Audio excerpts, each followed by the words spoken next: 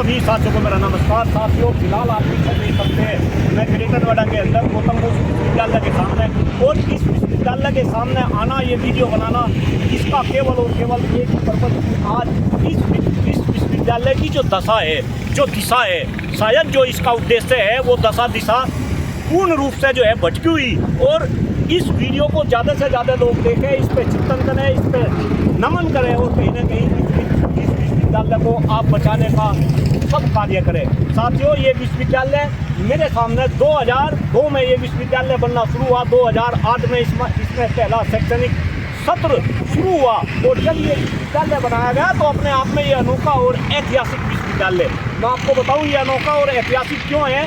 आप देखिएगा, लगभग 3000 करोड़ की लागत से ये विश्वविद्यालय बना। उस समय प्रदेश के अंदर मायावती जी की जो सरकार थी, मायावती जी का ये ड्रीम प्रोजेक्ट था। कहीं ना कहीं कई सारे ड्रीम प्रोजेक्ट थे, उनमें से एक ये गौतम बुद्ध विश्वविद्यालय का प्रोजेक्ट, और कहीं ना कहीं ये सोच रही होगी कि सरकारी विश्वविद्यालय वो बनाएंगी और यहाँ पे गरीब के बच्चे पढ़ेंगे। यही कारण है कि ये इस विश्वविद्यालय के अंदर जो चांसलर है, वो चांसलर दूसरे विश्वविद्यालयों के अंदर राज्यपाल होते हैं, लेकिन ये स्पेशल विश्वविद्यालय की इसके चांसलर हमेशा प्रदेश के मुख्यमंत्री।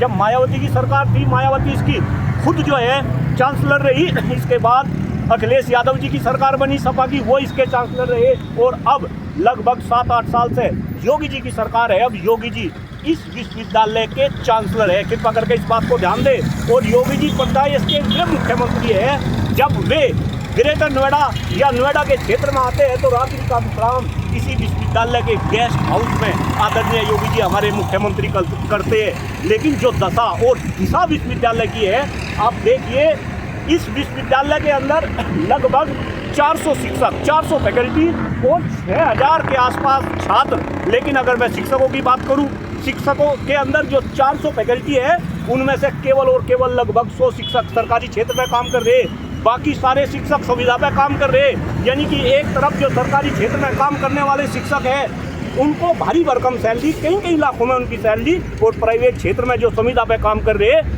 वो केवल और केवल 40-50 हज़ार रुपये में काम कर रहे हैं। आप सोचिए, एक डिपार्टमेंट के अंदर अगर 50 प्रोफेसर है और उनमें से 5 प्रोफेसर को 2 लाख 3 लाख तनख्वाह मिल रही, और जो 50 से आप 40 प्रोफेसर को उनमें जो है 40,000 रुपये तनख्वाह मिल रही। क्यों भाई, कैसा काम चलेगा? क्यों ऐसा काम कर रहे? इसके बाद आप यहाँ पे देखिए, इस विश्वविद्यालय की एक खासियत है, इस विश्वविद्यालय के अंदर समय समय पर आपको यौन उत्पीड़न के मामले जो है नजर आएंगे। यहाँ पे बालिकाओं के साथ यौन उत्पीड़न की घटनाएं होती है, शिक्षिकाओं के साथ में यौन उत्पीड़न की घटनाएं होती है। लेकिन जब इस घटना के आरोप किसी के ऊपर लगाए जाते हैं तो इस विश्वविद्यालय की खासियत देखिए, जो आरोप लगाने वाले होते हैं वो विश्वविद्यालय से बाहर जाते हैं, और जिनके ऊपर आरोप लगाया जाता है उनको इस विश्वविद्यालय के अंदर जो है प्रमोशन मिलता है।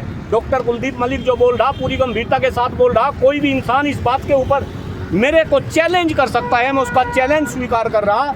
आप इस विश्वविद्यालय के अंदर जो इंफ्रास्ट्रक्चर, डॉक्टर कुलदीप मलिक को शिक्षा क्षेत्र में लगभग 23-24 साल का अनुभव है, जैसा इंफ्रास्ट्रक्चर इस विश्वविद्यालय का बनाया गया, ये तो वर्ल्ड क्लास इंफ्रास्ट्रक्चर है। लेकिन आज इस इंफ्रास्ट्रक्चर के भी कितने बुरे हाल है। आप कैंपस के अंदर घुस जाए, आप देखेंगे कि क्या हाल इस कैंपस का बना रखा। अगर बाहर की रेलिंग टूट गई तो वो रेलिंग लगती नहीं, तो कहीं ना कहीं इंफ्रास्ट्रक्चर धराशायी हो रहा। इसके ऊपर रख रखाव कि कौन रिस्पॉन्सिबल है, कैसे ये काम चलेगा, कोई ध्यान देने वाला नहीं। इसके अलावा जो नियमितताएं है, जो समस्याएं हैं, उन समस्याओं को लेकर कहीं ना कहीं समय समय पर आवाज़ उठती रहती है, लेकिन इसके ऊपर कोई ध्यान नहीं देता। पैसे कई लेन देन के ऊपर भी कई बार समाचार पत्रों में हमें पढ़ने को मिलता है, लेकिन उसके ऊपर कोई ध्यान नहीं देता। मैं आज प्रदेश के मुख्यमंत्री और ख़ास तौर से जो शिक्षा क्षेत्र से जुड़े लोग हैं भाई, उनसे हाथ जोड़ कर निवेदन कर रहा कि हम सब मिलकर इस देश को विश्वगुरु बनाना चाहते हैं, विकसित बनाना चाहते हैं। हमने तो डेडलाइन भी फिक्स कर रखी 2047 तक हम इस देश को विकसित बनाना चाहते हैं। लेकिन कृपा करके आप इस बात को सोचिएगा कि जो विश्वविद्यालय 2002 में बना, अनोखा बना, स्पेशल बना, इसके चांसलर खुद मुख्यमंत्री है, और ऐसे विश्वविद्यालय की हालत अगर इतनी दयनीय है, अगर पढ़ाने के लिए यहाँ पे शिक्षक नहीं है, जो शिक्षक आपने नियुक्त कर रखे, उन शिक्षकों का आप शोषण कर रहे। अगर कोई शिक्षक इसमें होने वाली अनियमितताओं के प्रति अपनी आवाज़ उठा रहे तो आप उनको बाहर का रास्ता दिखा रहे, आप कहीं ना कहीं दमनकारी नीति अपना रहे। इस आशा के साथ सभी तक ये वीडियो जाएगी, इस विद्यालय के बारे में सोचेंगे, इसको बचाएंगे। आपका बहुत बहुत आभार, बहुत बहुत धन्यवाद। जय हिंद, जय भारत, भारत माता की जय। Thank you.